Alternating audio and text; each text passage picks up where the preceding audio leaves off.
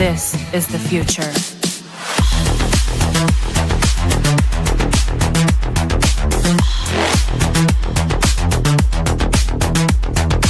Evolution. The Crossing Realms Conference launches September 19th and 20th and will dock in Richmond, Missouri. This is already being called the event of the year, folks. With an unprecedented list of speakers and special guests, 2 days of cryptids, UFOs, and paranormal presentations, along with a celebrity-filled ghost hunt, meet and greet, gallery reading, vendors, and a film screening. This promises to be both educational and fun. Go to Eventbrite.com to secure your tickets and vendor slots before they are all abducted. They're going fast.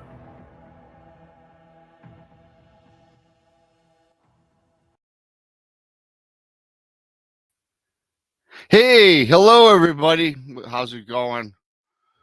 Bigfoot Michiganrob here. It's Friday. It's about 6:30, a little after 6:30 Eastern Standard Time. And of course, Friday nights, I do my Cryptid Encounter stories for you guys. I've been doing this now for about a little over a month. The time fluctuates on Friday between 6 and 6:30. Simply, it just depends on when I get back from what I'm doing. Friday is kind of a busy day for me. But needless to say, I'm putting this into the schedule. You know, I mean, I've got Tuesday night, which is with Krista, and that's some more guest driven. So we have guests Tuesday nights at 9, and then Thursday afternoon I'm on with Tex at 1:00, and that's a combination show of guests and me and Tex chewing the fat. And then, of course, this show now I'm doing Fridays for you guys, which is simply me telling some spooky stuff for you, cryptid encounters, paranormal, whatever. Then, of course, Saturday night I'm on again at 11 with Brandy, Krista, and Monica. Sometimes Tex with the bizarre late night. We talk things bizarre on that show. So 4 times I'm on. Turn on the alert bells so you don't miss a show. I appreciate that. I want to thank everybody for coming on in. Also, briefly, thanks to everybody for buying my books on Amazon. Bigfoot Michiganrob presents True Cryptid Encounters, Books 1 and Book 2. Just simply type Bigfoot Michiganrob in your Amazon browser, and you'll get them. They'll all pull up for you. Please leave a review, because for those that bought them, once again, thank you so much. Leave a review because it's all analytics these days. So, yeah, that does help me out. Also, what helps out is on YouTube, when we do these shows, always hit the like button. And if you can remember, there's this new thing that YouTube is now telling all of us YouTubers. Comments now help push the algorithm. So if you want to leave a comment after the show, that actually helps get us out to more people, this, that, and the other. And it could be, hey, Rob, your show was great. Your show was boring. You know, whatever you want to leave, that'd be cool. It just takes a couple seconds. So I do appreciate that. And, of course, we have the conference. I'm not going to market the conference. We market it throughout the week, September 19th and 20th. Just going to be fantastic, you guys. It's going to be fantastic. As you all know, we've got over 20 featured guests and speakers in Missouri. A lot of you are ready to follow the shows. No, a lot of you already bought the tickets. So thank you. I appreciate that. It's awesome. Don't forget the super chat's open. It's a great way to support what we all do around here. I do appreciate that. Also, you can become a BMR pirate. Arr, mateys. Yeah. Yeah, you get a little icon of me next to your name in the chat room with a bandana. I'm still working on members only shows, but man, you guys, I'm not making excuses, but I'm on 4 days a week. I got another life outside of this, and of course I fill in a lot for the blondes and the boos and help them and tax. So always busy, but I love what I do. I do it for you guys, and I appreciate when you guys come in, because it's one of the I really look forward to doing these. All the shows, whether it's a show like this, whether it's a live stream with a guest or an experiencer or a researcher, and of course co-hosting along with my other lovelies.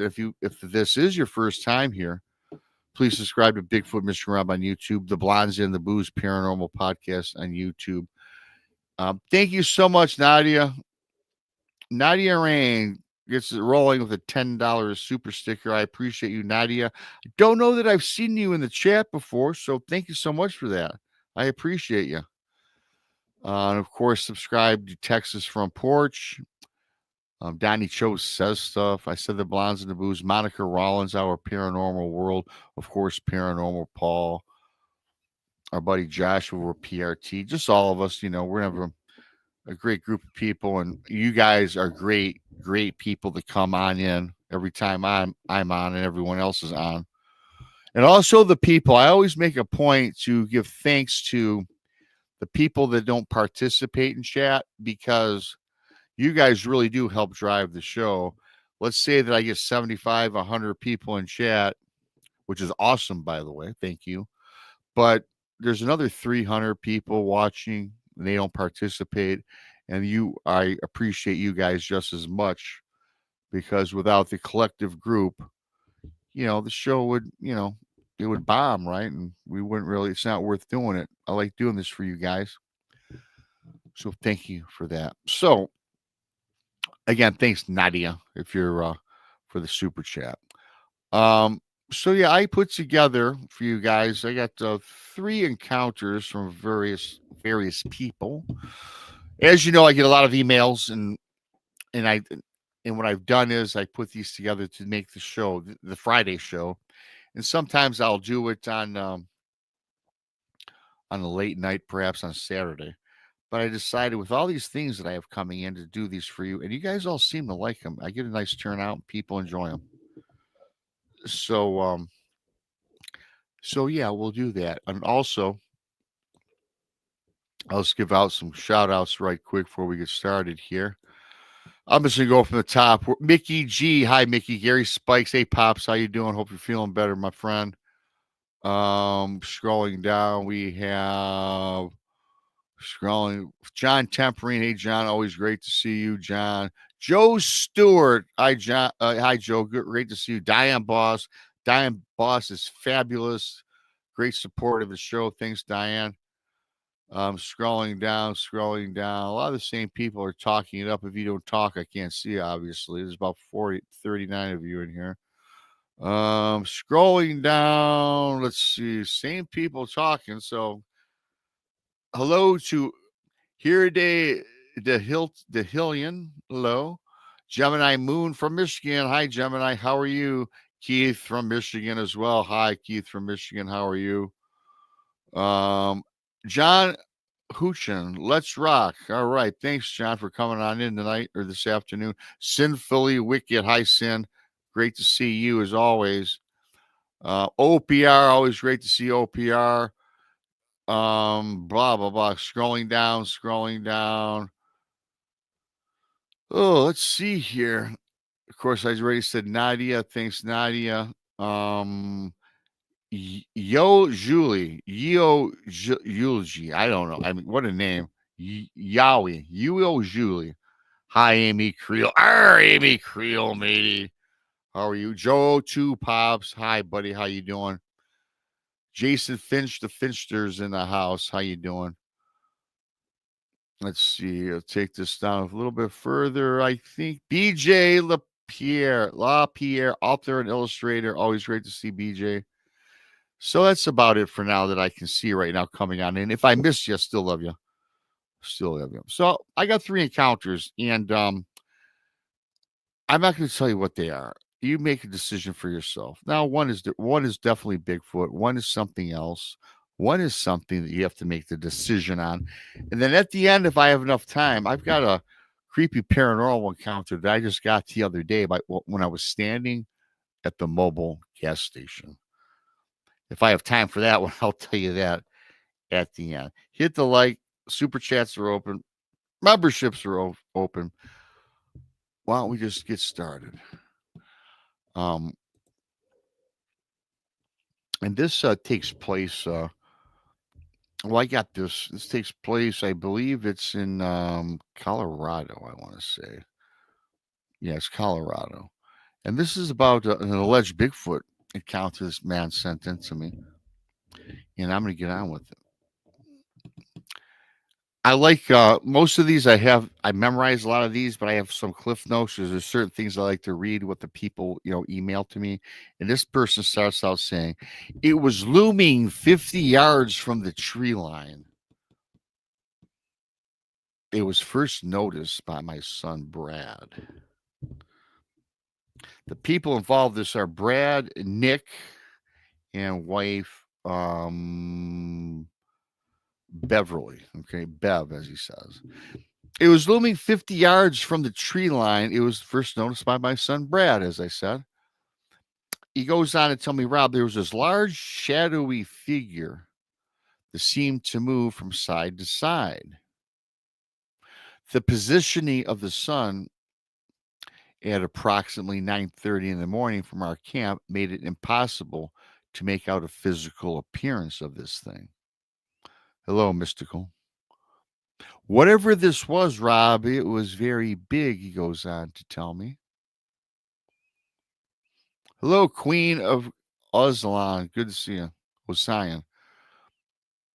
We looked at this shadow for maybe 5 minutes. Then it faded away.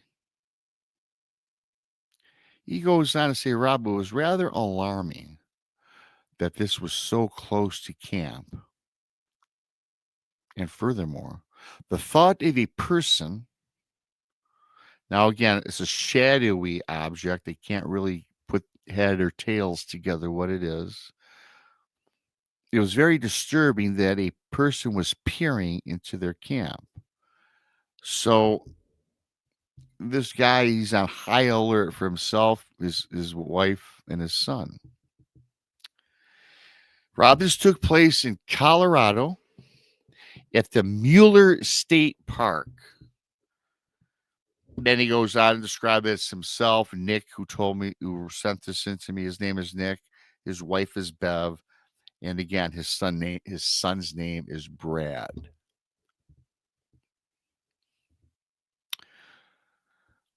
Going back and talking about Brad was 16 at the time. And when they're heading back to camp, Nick and the son Brad, the father had mentioned to Brad not to tell Bev, the mother, of the shadowy being that they saw in the woods, as to not alert the mom or not to stress out, Beverly, the wife, and the mother to Brad. So Brad says, yeah, Dad, I agree.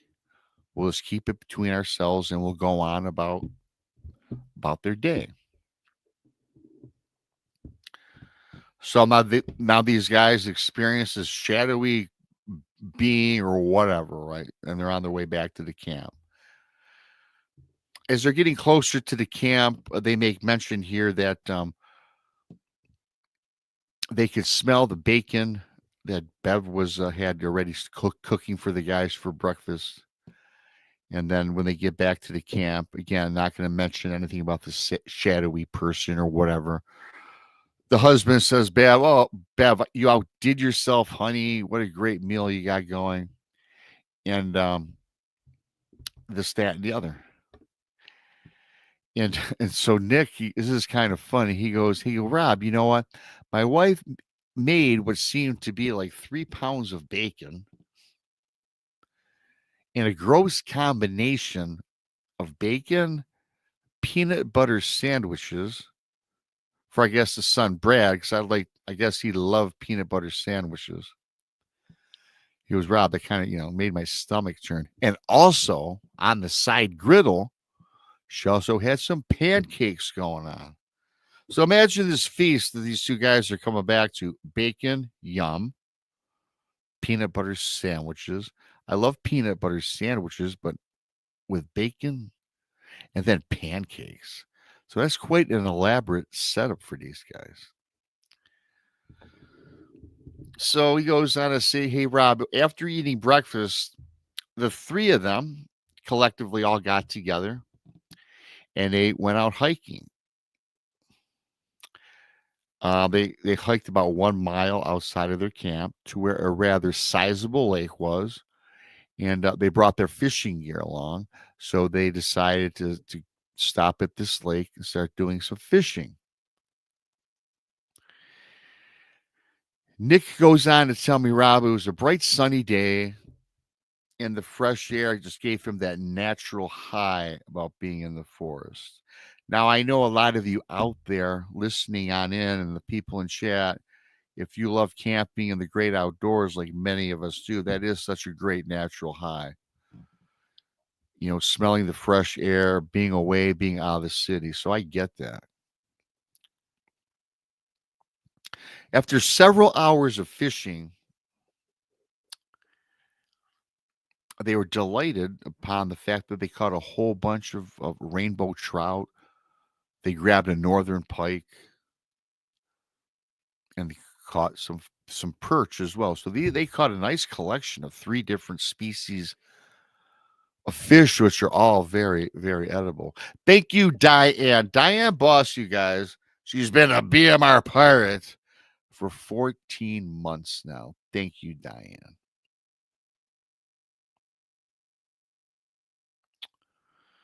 So Nick was kidding with his wife, Bev. You've got your hands full once again preparing the fish, right? And then he kind of joked about the peanut butter, the bacon, the pancakes. He kind of kidded her that, yeah, that wasn't, good food and all, but boy, hell of a combination, which I think I have to agree with Nick. I think most of you in chat would. I don't know, Gary Spike Sr. You've been a member for at least a year now. So thank you. I don't know, Gary, why it doesn't say that. Weird. Gary Spikes Pops. So they get together now. They caught all this fish, and they're packing up their gear.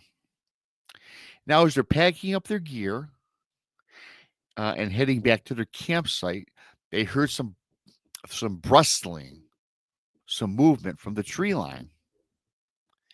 And then in the distance, they hear this unfamiliar howl, and it vocalized out towards them.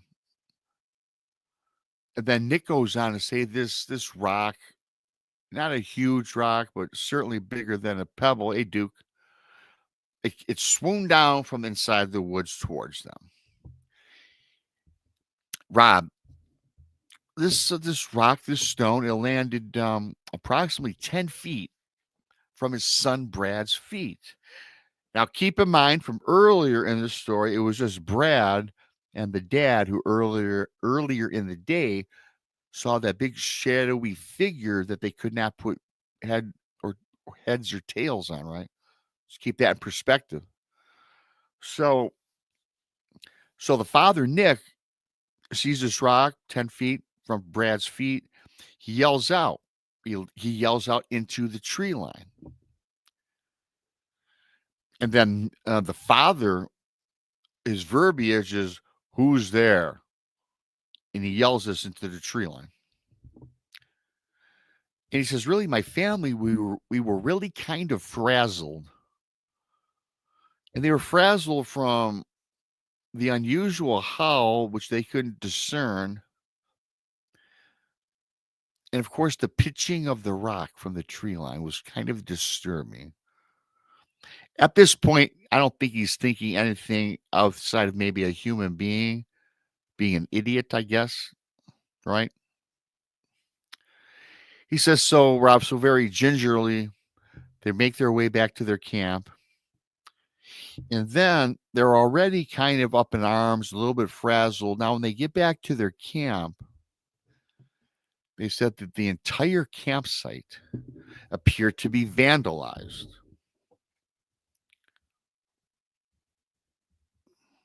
Rob,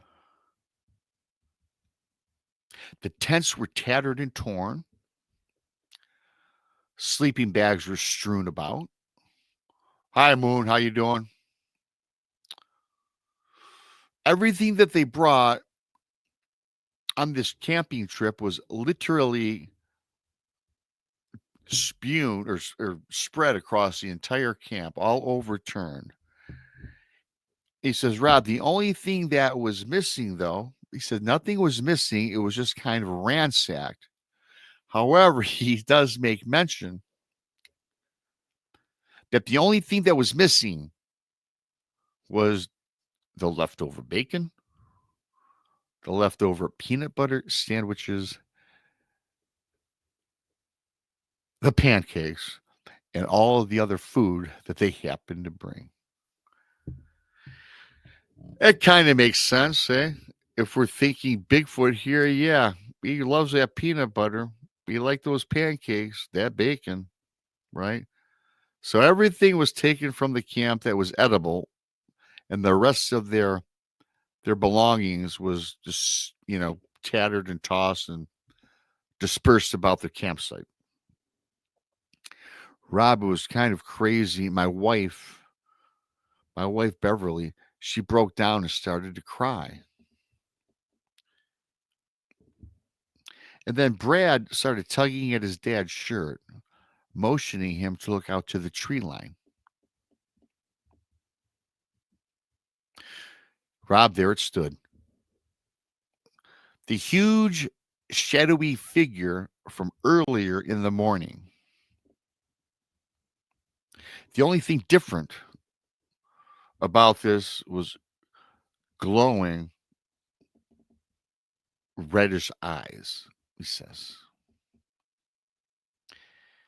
He goes on to tell me that he had never experienced eye shine during the day from anything. He's been a hunter before. He spent many a time in the forest. He goes on to say, Rob, frankly, he goes, I might sound stupid here, but I didn't even think that you could see eye shine during the daytime. Not to mention the fact that this eye shine was reddish in color. Hi, Barbara. He goes on to tell me, Rob, I can't say for sure what destroyed our campsite. I'm also guessing this creature or whatever it was followed them from the trail and more than likely had been watching them fish and camp all day long. Rob, my name is Nick, as I made mention in the email. I found that very disturbing. And then on a side note, he asked me what my thoughts were. So everybody, hey Joshua, Mr. Castro, hello, Mr. Castro. So I guess, I don't know, you guys. To me, it sounds like your typical Bigfoot's, a Bigfoot Sasquatch running through their campsite, ransacking it, taking the food, the peanut butter,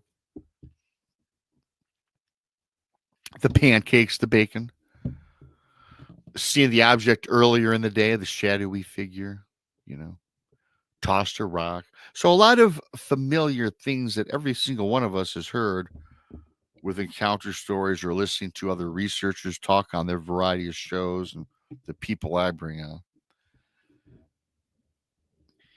And for me, I shared that because a lot of people might say, well, kind of boring, Rob. Yeah, it was something. Mr. Castro, thank you for that. 10 more pirates. Arr. I appreciate you. I appreciate you so much. Thank you so much for that. So yeah, you guys. So to me, it's all about that. I love getting these stories. Some are creepy, some are scary, and some are just like this one. Certainly, this was a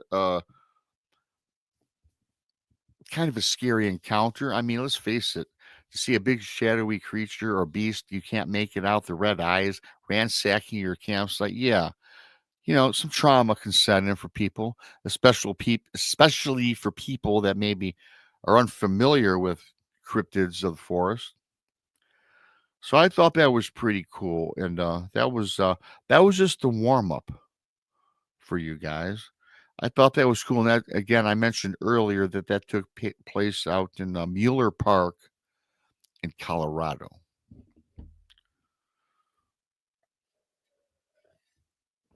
If you're new here, please subscribe, hit the like, and leave a comment afterwards. The comments do help with the algorithms I've been finding out of late. So I'm going to move on. Hope you enjoyed that one. I got this email a couple of years ago, and I put this in the book. This is in book 1. Bigfoot Michigan Represents True Cryptid Encounters. And this takes place in Mount Shasta. And it's quite a fascinating story. And this man's name is Rick. And what's cool about Rick is when he sends me this email, he says, I love your subscriber encounter stories. Thanks, Rick. In fact, he says he goes on to say, Rob, it was you that spurred on this letter or this email to you to share at your convenience, and I urge you to share this. He says he's lived there in Shasta for 15 years. He went on to tell me that this experience took place right around 2010. He says that the location here is in between Lake Siskiyou and Castle Lake Campground. So this is the approximate location. I imagine at the foothills of Mount Shasta. He goes on to tell me, I love when people really give me descriptions about themselves. He goes on to tell me that, Rob, I'm somewhat of a loner. And I wanted to move and be by myself. And I just love where I live, he says. He says he has beautiful views of Mount Shasta in the background. He loves this surrounding of the wilderness. And he says, Rob, that's all I need. He says, in a way, living here in Shasta has kind of rejuvenated his life for his time here. Now, when I got this email, he tells me that he just turned 60 years old last fall. And I think I got this in 2023. Can't remember. Sorry. And he says, but during this time period, when he packed it up and moved to Mount Shasta, he cut off all contact with friends, family, relatives. And he goes on to tell me, sadly enough, he says, I can't tell you if any of them are still living or gone. He goes, in a way, I feel kind of like a lost soul in this world. He says, but hey, that's just me, and that's the way I am. He goes, Rob, yeah, I sound like an odd bird. I get it. He goes, but here's the fact, despite not being with any of my family, my friends over the years, I know that I'm not alone.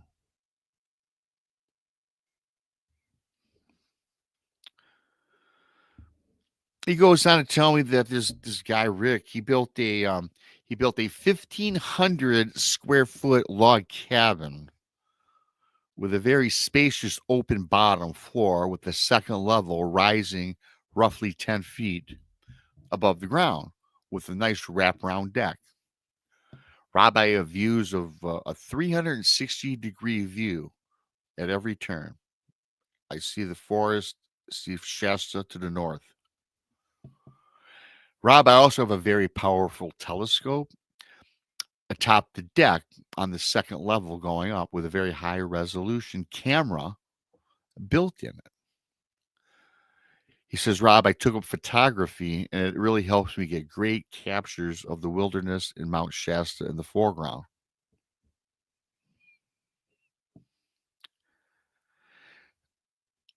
He goes, Rob, to give you a little background, a little description. I never was in a big hurry to build my cabin. He says, in fact, when I got out to Shasta, it took me roughly 2 years to complete the project. What he did was he traveled back and forth in town past Lake Siskiyou, where he would stay. And really his only friend that he had in California here was his friend, buddy of his that he knew named Ron. Now he says, now this is pretty cool, Rob, because his friend Ron owned a construction company. And as he says to me, he says, like, off the books, right? He and some of his employees helped in construction of his home. I guess what he meant by off the books, you guys, is maybe cheapened it. I mean, charged them a lower amount of money. And a lot of business owners, I was a business owner, and I know people that cook the books for tax purposes. So that's what I'm getting out of this, right? So he says, anyways, over this 2-year period, traveling back and forth, he never really paid a lot of attention to the wildlife in the area that he was there.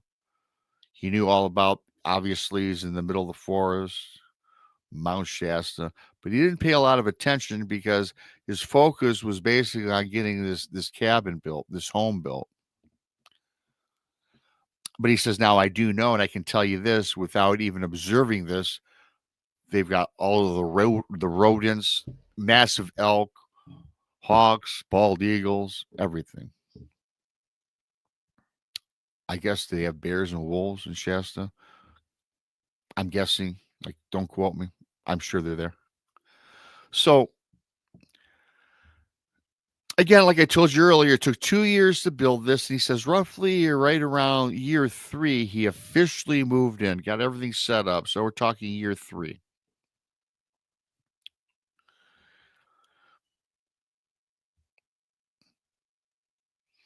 And then he's a little redundant. He tells me again, I'm just the loner, want to be by myself. So when his place is together, he goes on to tell me he feels at ease. He's finally living life the way he's always wanted to throughout his life.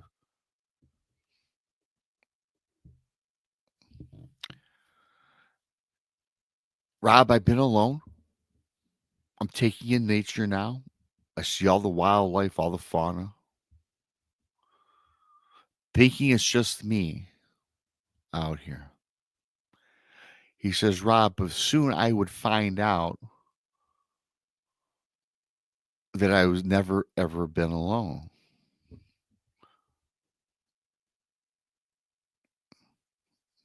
I felt that there was something else, something foreboding in the background, but couldn't put his finger on it. He always felt, though, when he finally moved in now and got his everything together, now he's not hustling, he's not bustling, he's not going back and forth to town. He felt there was something lurking out in the woods, something that was watching this guy.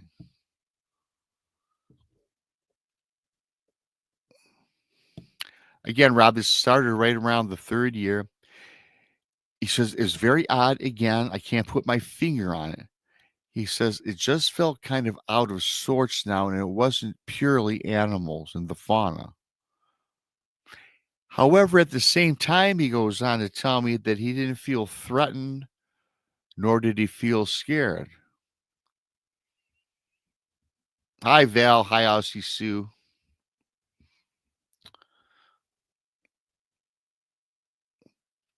So he goes, this goes on now, Rob, for me about this feeling of being watched, that he's not the only one on the property. He says, Rob, this goes on now for an additional 3 years. So now this guy's been here 6 years. He says, I grew accustomed to it. And he says, you know what? Simply after 6 years, Rob, it just became part of my life and I accepted it. Again, not feeling threatened or not being scared. Now he says, Rob, we're going to move into the 7th year. He says, it kind of all changed during the 7th year for me. He goes, in the year of the 7th year, yeah, I was starting to think I needed some companionship. So, you know what I did? He says to me, he goes, I bought 3, which I thought was pretty cool. He bought 3 Alaskan Malamute pups. He also makes mention, which I think is pretty cool as well. He says that being a fan of the Three Stooges, he appropriately named them Larry, Moe, and Curly.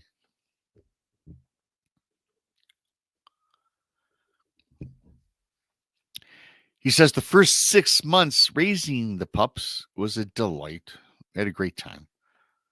He had plenty of room, of course, for them to roam his property, exercise, frolic about, train them, so on and so forth, right? Very rambunctious dogs, he said. Very rambunctious. Then he goes on to tell me that, hey, Rob, one stormy night, he heard the most robust howl and roar that seemed to literally shake his 1,500-foot cabin, he says. He goes, yeah, being a little overzealous. It wasn't an earthquake, but, he goes, I just got to tell you, the amplification of this was immense. He goes, in fact, the first time I heard this, he actually attributed all this to, he thought it was thunder the very first time, or when he first experienced this, right? Hey, CJ. So, but when this happened, though, the dogs, Larry, Moe, and Curly, they immediately cowered. Rob, they never cowered with thunder and lightning, but whatever this was, they cowered upon hearing this, at the time, I think, to be thunder. Their tails went up in between their legs, and they dashed underneath a dining room table that he had in his house. And he reiterates to me that, yeah, we've been through lightning and thunder before and storms, but the dogs, they never acted like this. He goes, this was different. His pups are shaking.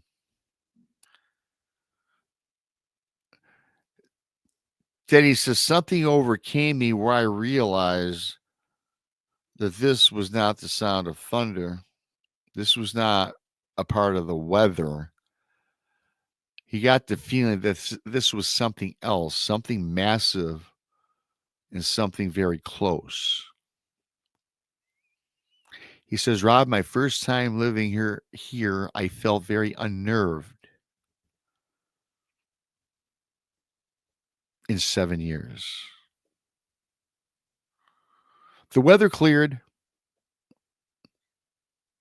The thunderous vocalization, which only bellowed out once, he goes on to say, went away. So he started feeling a little bit more comfortable, right? Yet the dogs still would not leave from under the confines of the table, the dining room table. Midnight Smoker, how you doing? Thanks for everybody for coming in.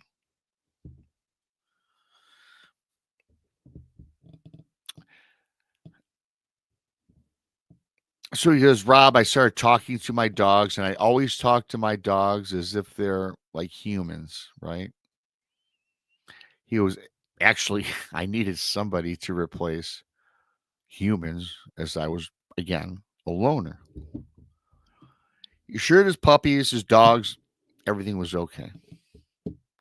So this man, after he kind of talks with his dogs, tries to give them reassurances. Now he says, Rob, now I went out to scout the property around the cabin.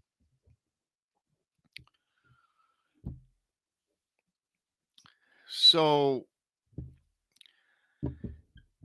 he says he was about 50 yards out to the south of his property. He says, Rob, I was kind of astonished. Hey, Sean, good to see you. Shout out to Sean. So about 50 yards to the south, he was really astonished, as I said earlier, to see a set of huge human-like footprints. He says he's so amazed that he has to he rushed back into the cabin to grab a tape measure. I can't believe, as he says to me, I can't believe the size. I measured a length of at least 22 inches long. He says, Rob, by God, they're almost close to 7 inches wide. And he's like, Rob, and it's what was really bewildering, not only the massive size of this footprint, and he says, when I say footprint, Rob, I mean that because several of the tracks had at least 5 very distinguishable toe impressions, just like you or I. It was a footprint. Rob, human beings. Then he goes on to say something about Shaquille O'Neal. He goes on, stuff I edited out, I've never heard such a thing. A human being. Walk around barefoot, nonetheless, right?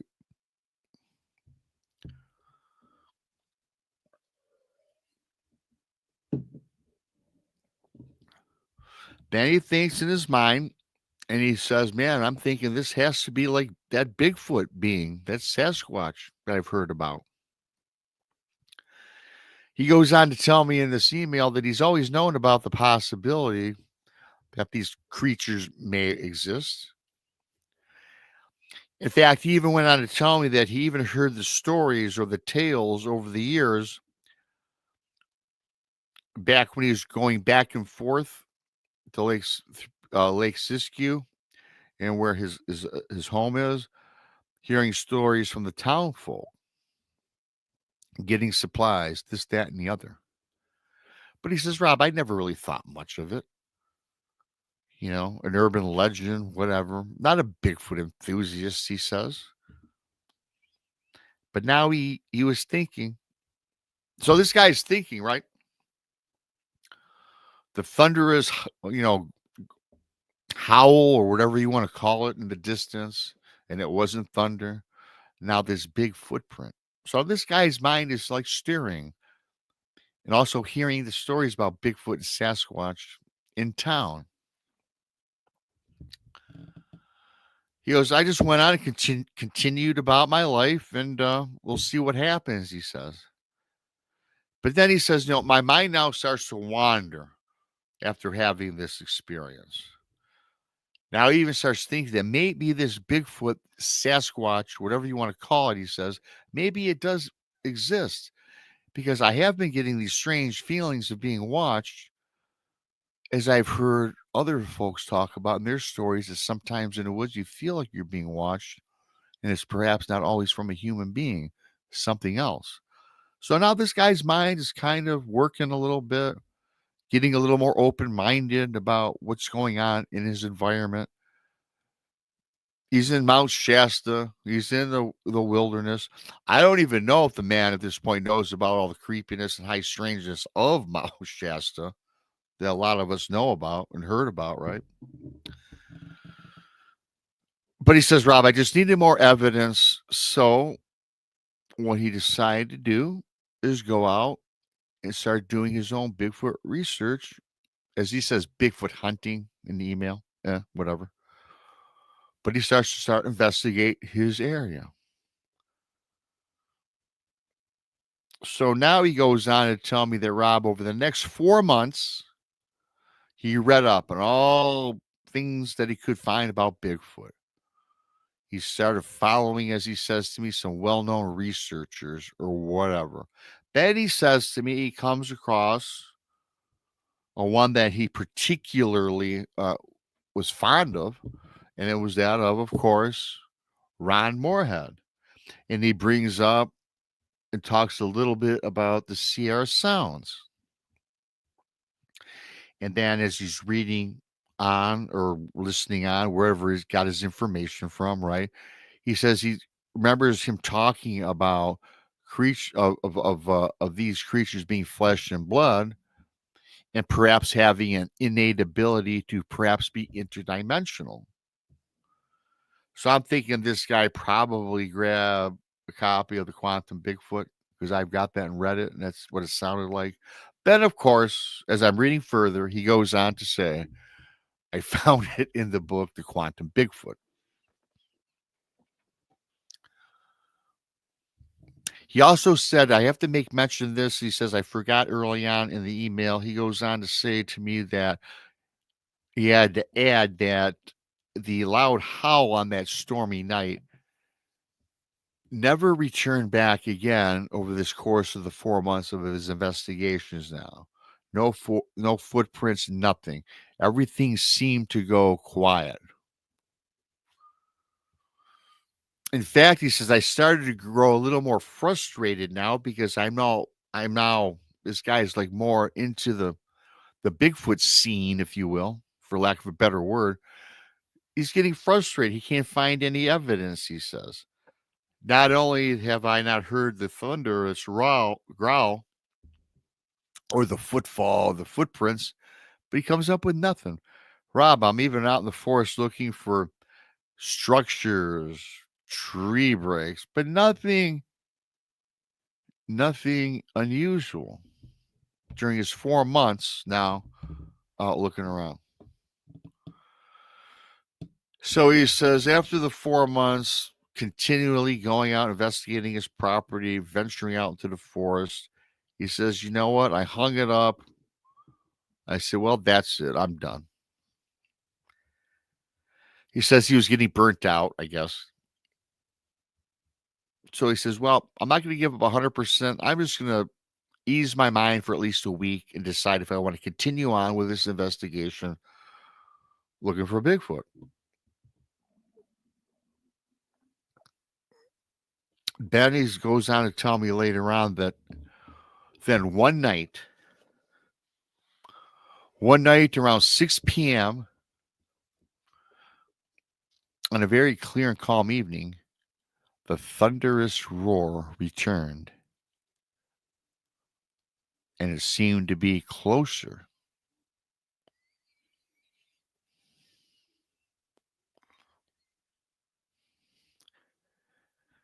He says his pup's now a year old now. Once again, like the previous 6 months prior, rushed beneath the dining room table like before. And they did the same thing. They repeated what they did the prior time. He says he got out of his house this time instead of staying in. And he looked out into his property and he tried to put together perhaps where this roar came from. And he's kind of, with the naked eye, he's panning out and looking out into the forest, into the tree line, and he doesn't see anything.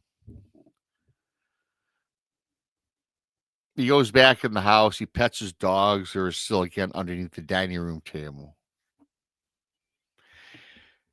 So he says, so Rob, now what I decide to do, as I said earlier, this is a bi-level house. He had 2 levels, the bottom level and the top level. So now what this guy decides to do is he goes to the top level where he has that telescope, which I talked about earlier, that strong, that high powerful telescope with the camera. So he goes to the top to scan the area. He said he's up higher. He starts panning with the telescope now. He says, Rob, I'm hoping to catch a glimmer of something. So he pans the tree line. He says, I'm panning the tree line in my entire property area for about 15 minutes. He sees nothing. Then he says that thunderous roar came back again. He goes, I think I pinpointed the direction of this howl or whatever it is. And he swings his telescope in that direction, hoping to catch something. Then he says to me, frustratingly, again, he comes up empty. He finds nothing. He can't see anything. He says he turns back around. he decides now to go downstairs once again to check on his 3 dogs. He gets to the bottom of the staircase. Actually, no, I think I remember before he gets to the bottom of the staircase, all 3 of his dogs, they all start barking and kind of yelping. And he says, Rob, my dogs made these yelps and these sounds that he never, ever heard before. He's now had these dogs for over a year, and the sounds that they were making was alien to him.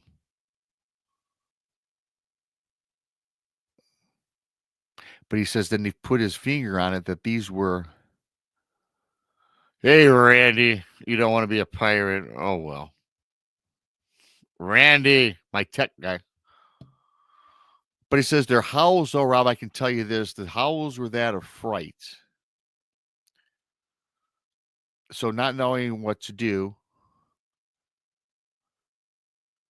he didn't know whether he should just check on his dogs or now run up to the telescope and look again. Maybe he missed something. Rob, I decided my dogs will be fine. I got to go back upstairs. I have to continue to look on.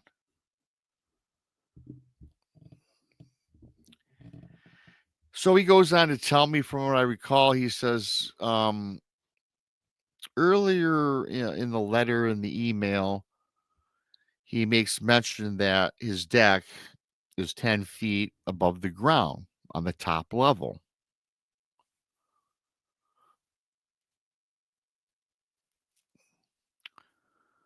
So he says he gets back to the top of the stairs, goes straight for his telescope. But then before he gets to his telescope, you guys, he stops. He stops dead in his tracks. And he's looking out. He sees this huge human-like figure's head that was just above the top railing, and it was staring inside that portion of the house with his mouth agape open,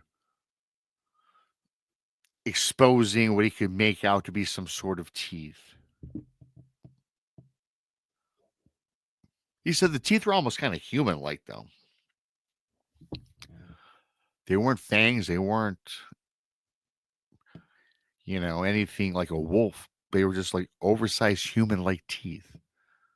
Then he says, like that gum, chiclets. Now, I know you've all heard that about Bigfoot, right? Chiclets, teeth looking like chiclets. He says, but despite looking human-like, it had a look of also an animal as well. He said it kind of looked humanish, but it also kind of looked more animalish, right? And it had like these beady yellow eyes just peering in at him. He says, the eyes seem to look right past me, he says. He goes, Rob, I think I'm in shock now. I'm kind of in a daze of fog. I can't believe whatever this is staring in 10 feet from the bottom of the ground, because it's 10 feet to get to the top of the deck. And this human-like, animalish-like head with the exposed teeth is like, with the yellow eyes, is now looking into this guy's top part of his house. He says, I really can't move. He says, then all of a sudden, this object, the head, the figure, it kind of turns around towards the back of the house, towards the wood line, and it starts to take off. And he says, and then I, being the guy telling me the story, starts running towards the front of the deck and sees this thing running into the woods. He says, running, Rob, on 2 legs. It disappears into the woods. He now wants to check on his dogs.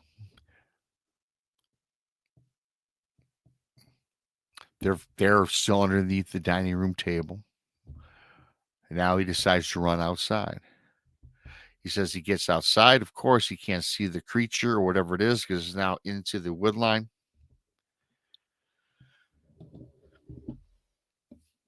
But then as he starts exploring, he says, Rob, I'm not scared. This is what it is. I've seen this and I've been trying to find out what's been around my house, this, that, and the other. I'm not scared. I'm over, I'm in my I'm 60 plus years old or whatever, how old he was. And he wants to find out. He wants answers. So as he gets out, gets his flashlight, whatever, then he comes across the same 22-inch tracks that he had found 6 months prior. And he goes, but Rob, to my astonishment, my amazement, this was just a little different because it just wasn't the footprints. And he says, as this thing was running towards the tree line, from what he ascertains, right?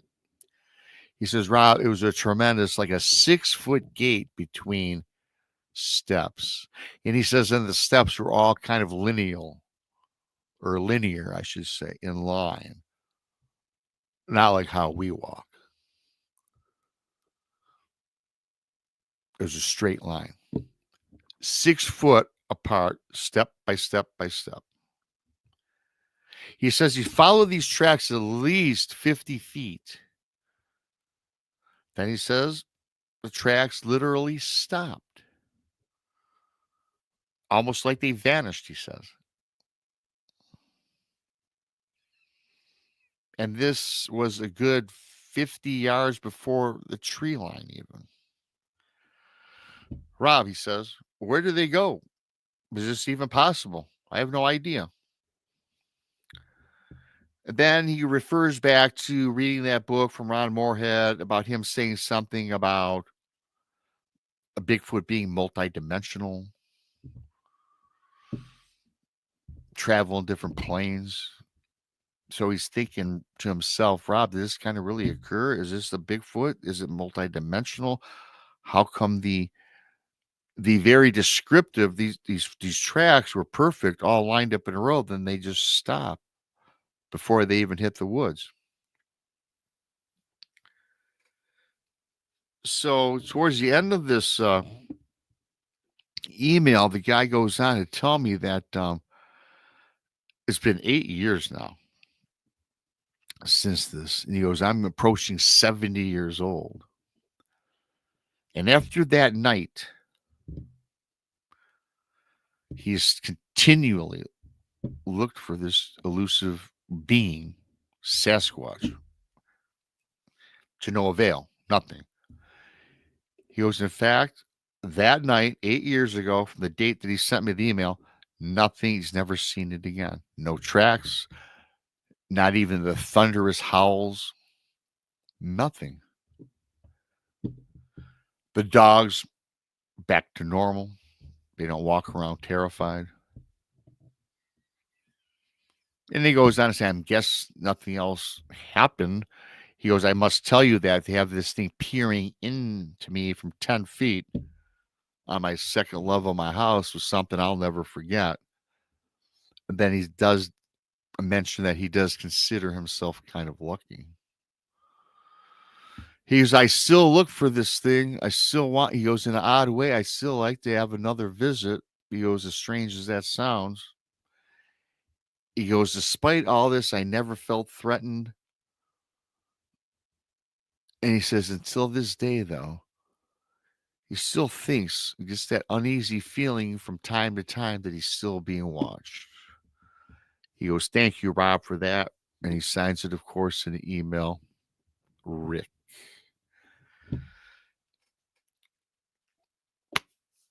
Yeah, I love that story. I love that encounter, that whatever, this experience. I, without a doubt, think he experienced a Bigfoot.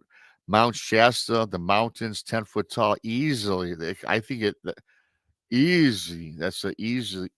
I think that the size of this is very easy, right? In the wilderness, by himself. The dogs always acted strange when they heard the growls, the thunder. Never, when it would have a thunderstorm, they would act normal. It was just the 2 times in this incidents where he heard this. And of course, the guy with his own 2 eyes saw something peering in at him. And I tell you, as much as we do these shows and as many people as I talk to or hear talk to, have them on the show or listen to other podcasts or watch other people in the field, can still never pinpoint how the tracks like that just simply vanish. I mean, I kind of have an idea myself, but I still find that fascinating. I find these accounts that people send in just fantastic. And and like I said, you all know I'm a knower of Bigfoot, and I think the guy came across it.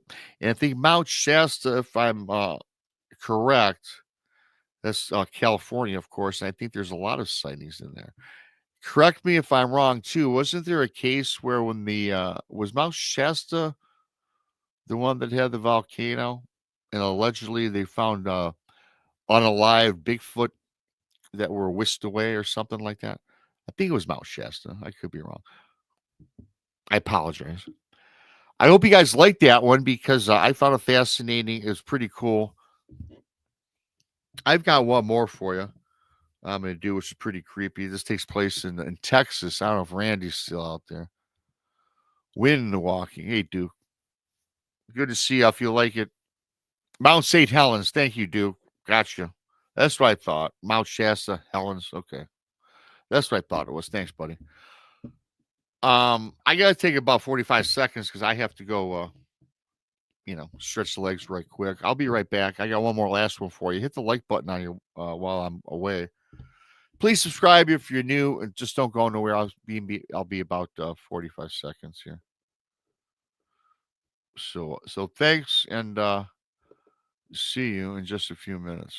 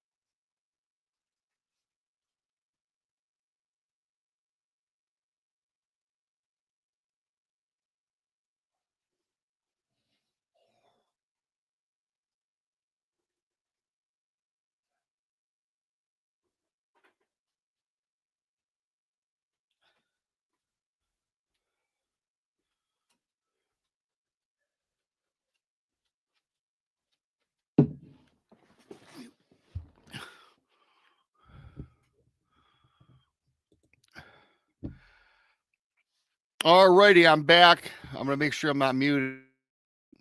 All right, cool.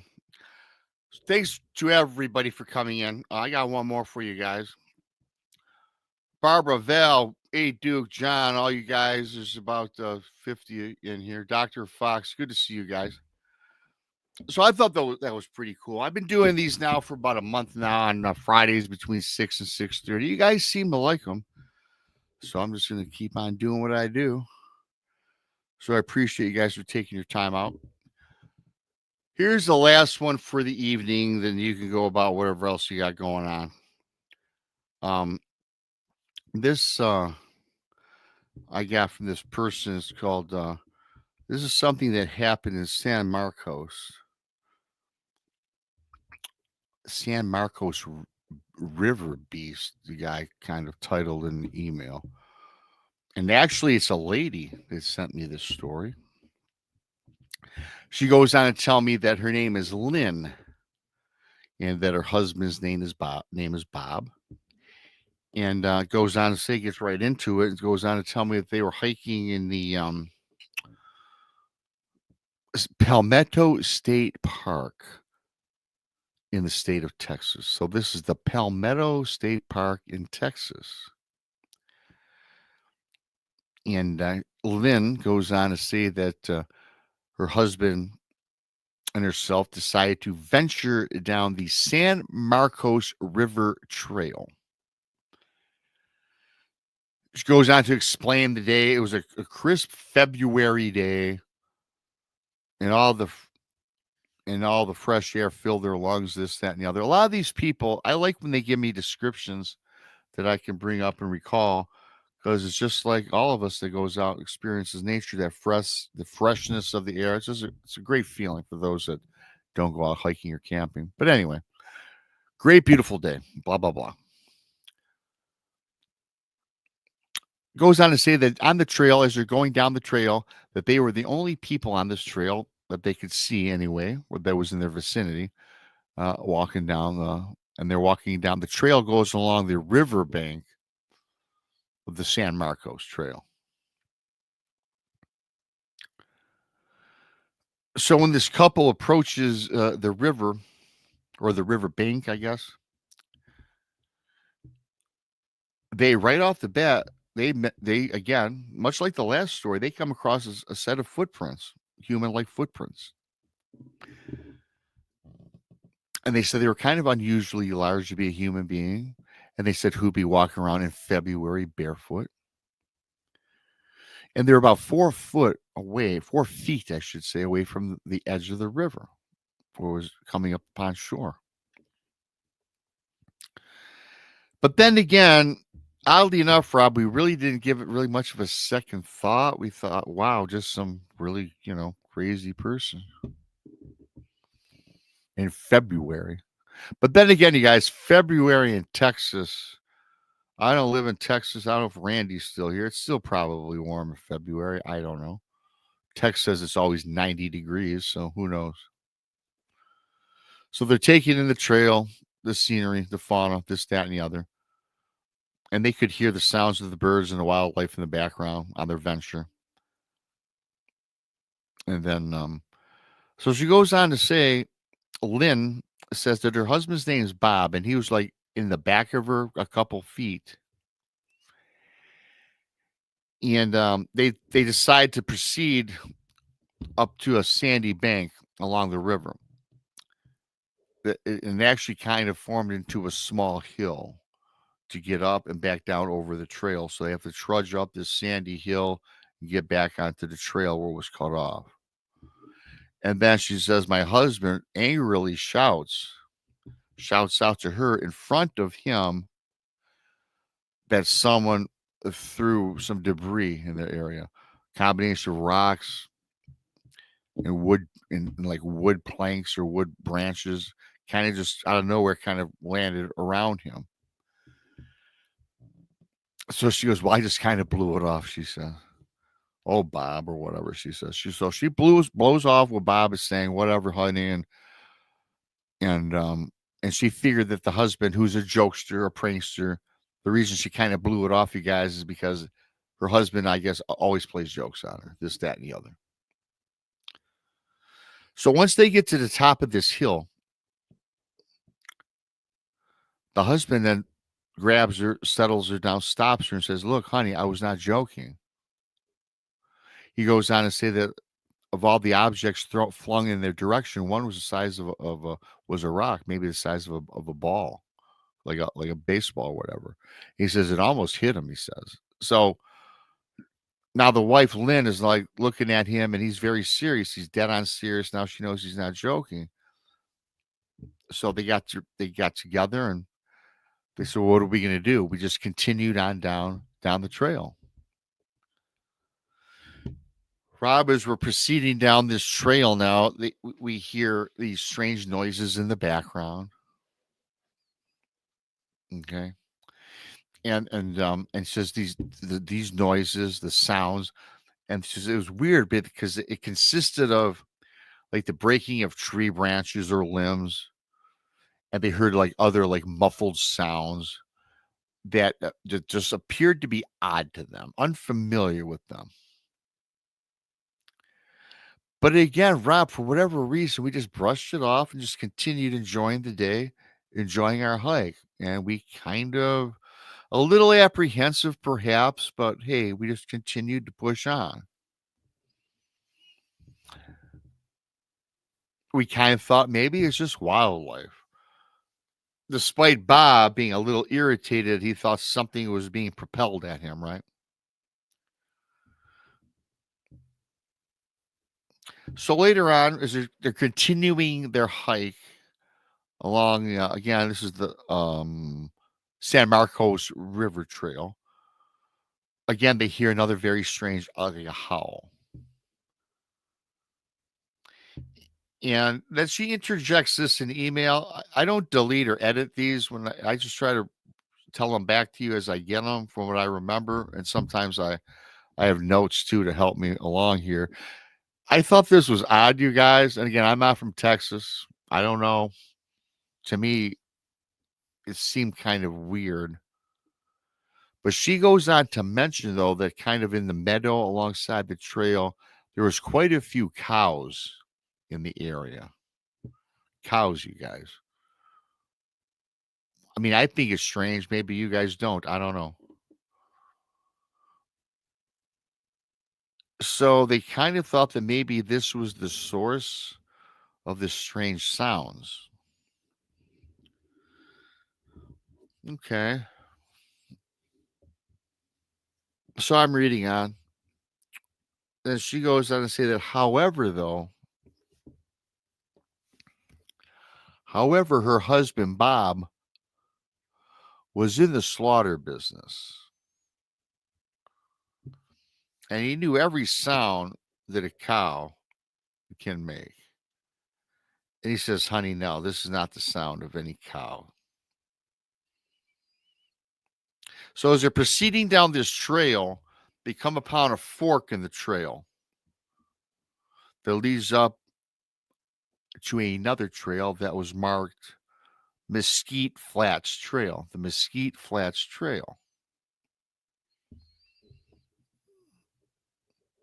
So they decided to venture off the San Marcos and take the Mesquite's Flat.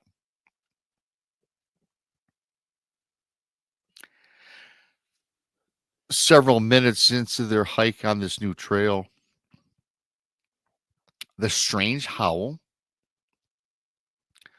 once again rang out in the distance. So Bob and the wife Lynn, as she says, they tried now not to panic, but to stay calm.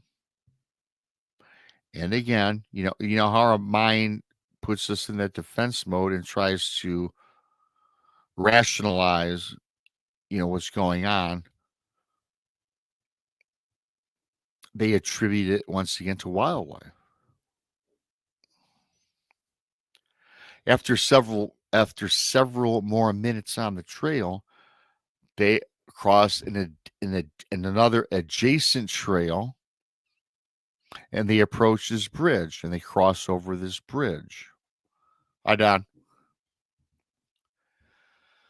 So as they're crossing over the bridge, they heard the sound of a loud bang, which kind of sounded like a firecracker going off.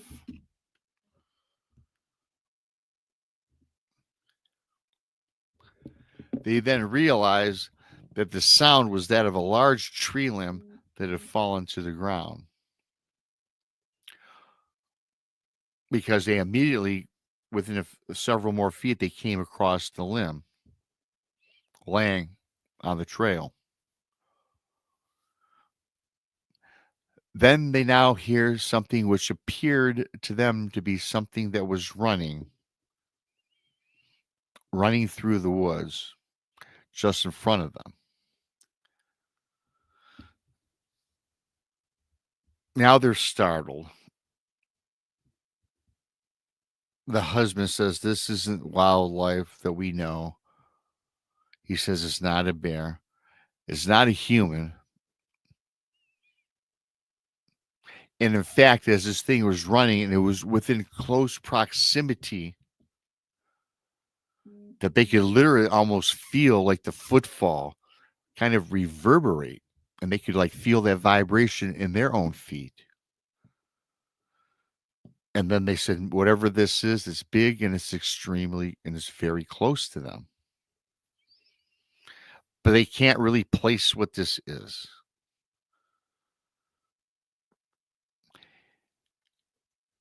Lynn goes on to say, Rob, that the footfall was covering the ground very quickly, very rapidly. Then all of a sudden, all the sounds stopped. The footfall, the reverberation, it just kind of stopped. And she says, of all the things that we've experienced up to this point, for whatever the reason, now they get scared.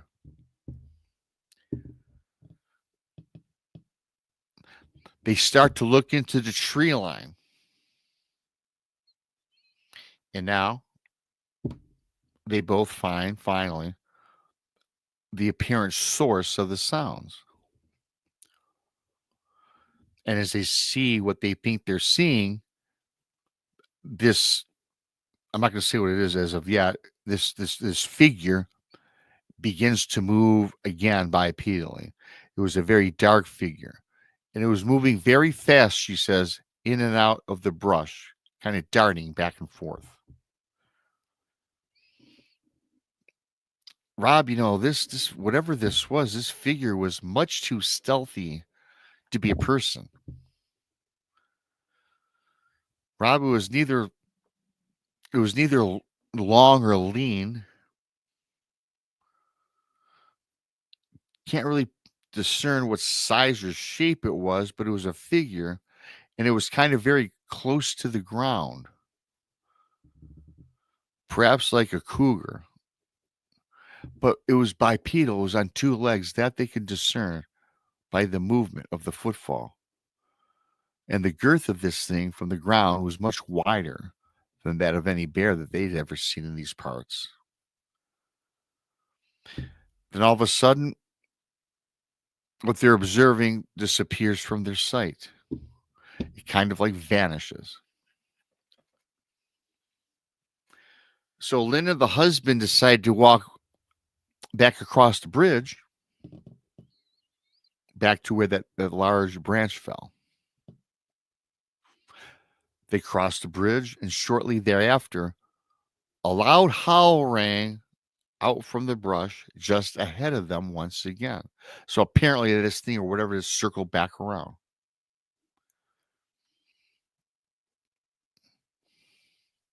They stopped and stared into this area. Lynn says, not 100 feet in front of us would appear to be a dead tree stump.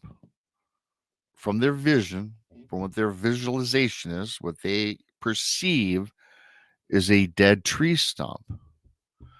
And as they're peering in on this tree stump, and she goes on to tell me that they just don't know what's going on with this, right? They're confused. They can't process anything. This tree stump now, they says, began to like rise and got extremely tall.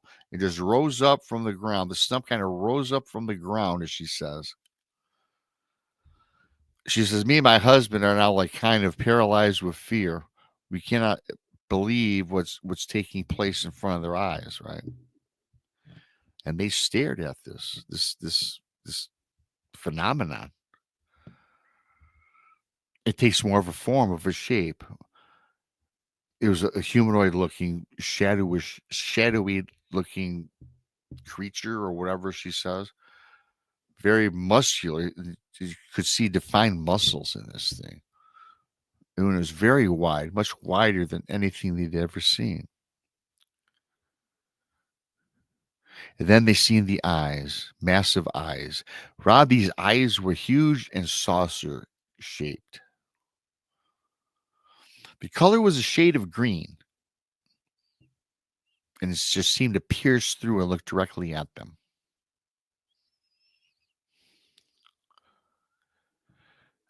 Then she says, Rob, this is what makes this experience all that much more weird. And frankly, Rob, as she says, if you don't believe what I'm telling you, I get it. Now, good old BMR, don't judge people. You send something in, I'm going to put it out. It's up to the audience to make heads or tails. This is where it's weird. As weird as this story is, she says, Rob, a beam of light illuminated this entire area where this tree stump took on this manifestation to this towering, shadowy, muscular figure. And as they're peering on, this beam of light lit up everything, and they can definitely see a human shape.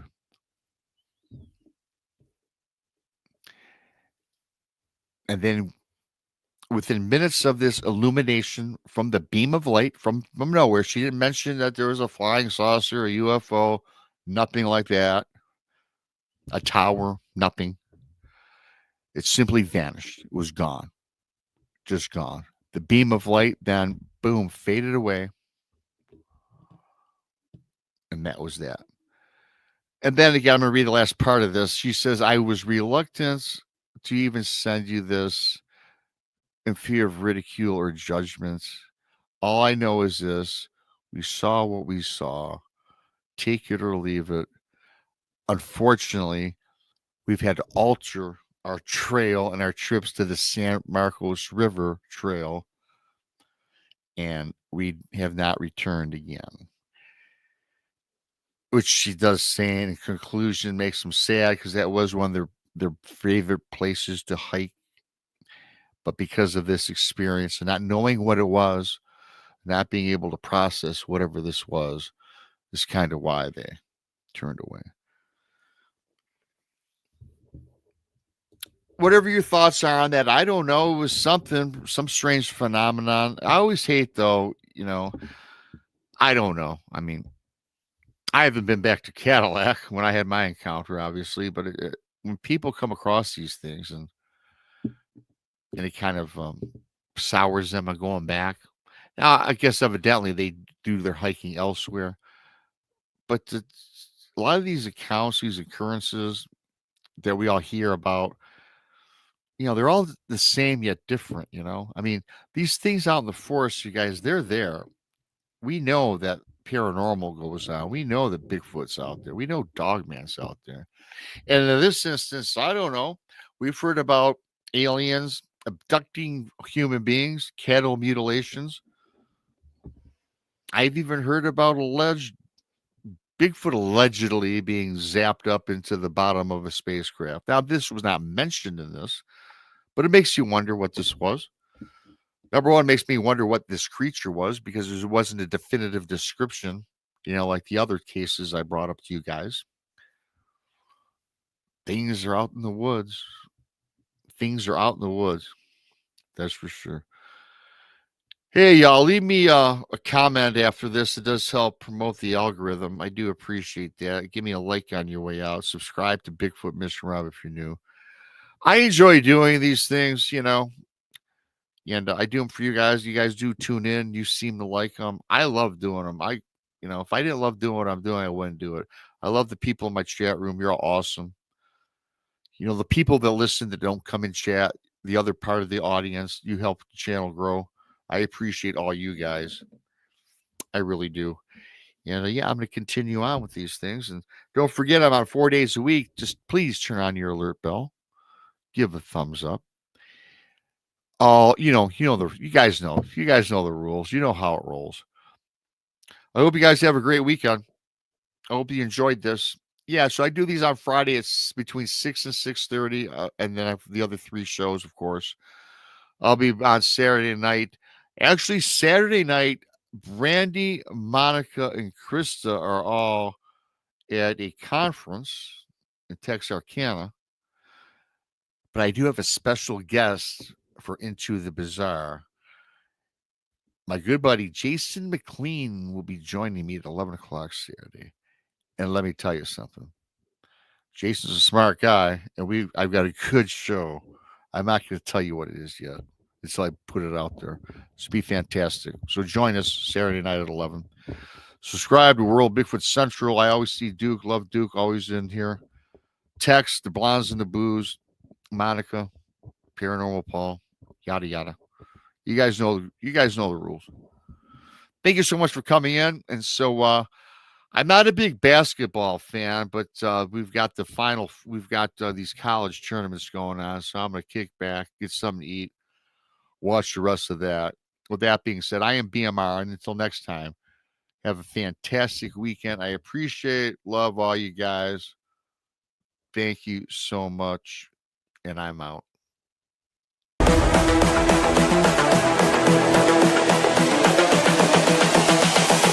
This is the future.